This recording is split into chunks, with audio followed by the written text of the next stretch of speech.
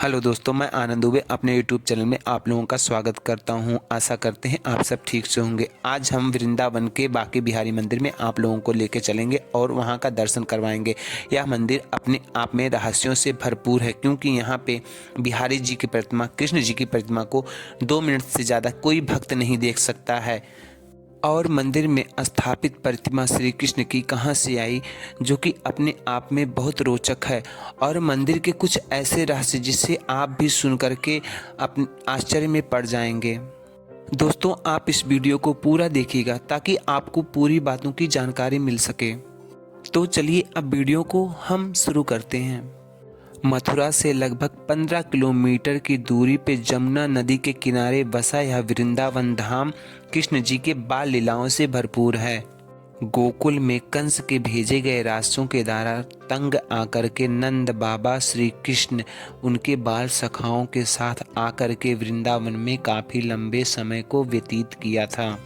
वृंदावन में श्री कृष्ण के बाल लीलाओं का पुराने ग्रंथों में उल्लेख मिलता है और श्री कृष्ण और राधा जी के वृंदावन में काफ़ी प्राचीन मंदिर हैं, जिसमें में से एक बांके बिहारी मंदिर है। भारत में कई रहस्यमयी मंदिर है, उसी में से एक मंदिर बांके बिहारी मंदिर है। यहाँ पर दूर दूर से बांके बिहारी की एक झलक पाने के लिए भक्तगण आते हैं। श्री बांके बिहारी जी की प्रतिमा के हर कोई भक्त मात्र 2 मिनट के लिए ही दर्शन पा सकता है, क्योंकि इनके सामने हमेशा पर्दा लगता रहता है। बांके बिहारी इस मंदिर का निर्माण सन 1864 में हरिदास स्वामी जी ने करवाया था।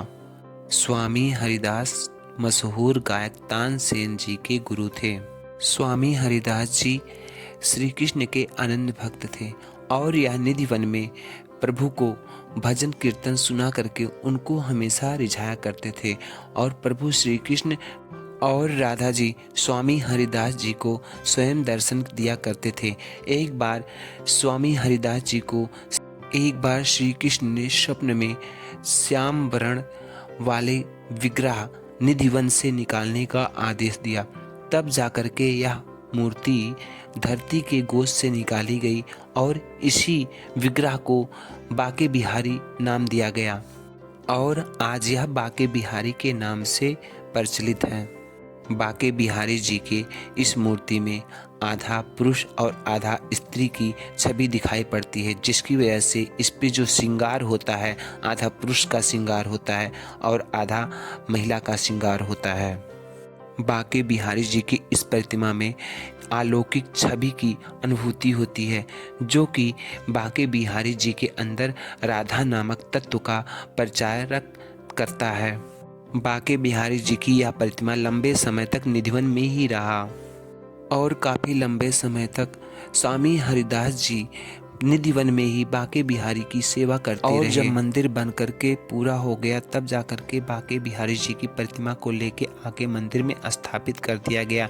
एक बार की बात है, स्वामी हरिदास जी निधिवन में बनी अपनी कुटिया में देखे कि कोई रजाई ओढ़ करके सो रहा है उनके बिस्तर पे। तब जाके स्वामी हरिदास जी ने कहा कि यह कौन है जो हमारे बिस्तर पे सो रहा है। वह कोई और नहीं था, बांके बिहारी जी स्वयं थे। तब जाकर के बांके बिहारी जी वहाँ के से तुरंत उठ करके भाग निकले, लेकिन वहाँ पे अपना चूड़ा और बंसी भूल गए। जब बांके बिहारी मंदिर के पुजारी ने बांके बिहारी मंदिर का कपाट खोला तो उन्होंने पालने में देखा कि बांके बिहारी जी का चूड़ा और बंसी नहीं है, जिसे देख करके लोग बहुत आश्चर्य हुए, क्योंकि कपाट के पे तो ताला लगा हुआ था तो चूड़ा और बंसी गया कहाँ। लेकिन तब जाकर के पुजारी जी आकर के स्वामी हरिदास जी से मिले तो वहाँ से चूड़ा और बंसी को प्राप्त किया। यह एक साक्षी है कि बांके बिहारी जी श्री कृष्ण जी आज भी निधिवन में आकर के रास रचाते हैं। और बांके बिहारी मंदिर में सुबह में मंगला आरती नहीं होती है। यहाँ पे माना जाता है कि बांके बिहारी जी निधिवन में रास रचा करके आए हुए हैं और वह थके हुए हैं और वह सो रहे होंगे, तो उनके नींद में, उनकी निद्रा में विघ्न ना डाला जाए, यह पाप के समान होगा। और बांके बिहारी जी के सामने हमेशा पर्दा लगाया जाता है हर 2 मिनट के बाद, क्योंकि कहा जाता है बांके बिहारी जी बहुत नटखट हैं। और अपने भक्त के वशीभूत हो जाते हैं। अगर इनकी आंखों में आंखें डाल करके कोई 2 मिनट से अधिक देख लेता है तो बांके बिहारी जी उसी के साथ हो लेते हैं, उसी के साथ चल देते हैं। इसी की वजह से यहाँ पे हर 2 मिनट पे बांके बिहारी जी को पर्दे में कर दिया जाता है। और यहाँ पे बांके बिहारी जी की पूजा आंखें बंद करके नहीं, बांके बिहारी जी से नज़रें मिला करके की जाती हैं। पता नहीं कब रीझ जाए प्रभु और पता नहीं कब किसके साथ होकर के चल दें। इसी की वजह से तो लोग कहते हैं यह वृंदावन है प्यारे। आगरा के पागल खाने में कोई एक बार चला जाए तो ठीक होकर के आने की उम्मीद है, लेकिन वृंदावन के पागल खाने में कोई एक बार चलाए तो ठीक होकर के जाने की उम्मीद नहीं है। बोलो राधे राधे। और बांके बिहारी जी को अपने पास बुलाने के लिए यहाँ पे भक्त शांति पूर्वक राधा नाम का जाप करके बांके बिहारी जी को अपने पास बुला लेते हैं।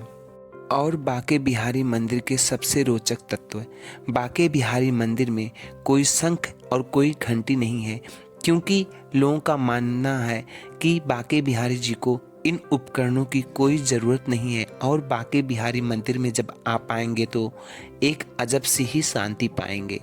दोस्तों, बांके बिहारी जी के लीला तो अपरंपार है, लेकिन और लीलाओं का वर्णन किसी और वीडियो में करेंगे।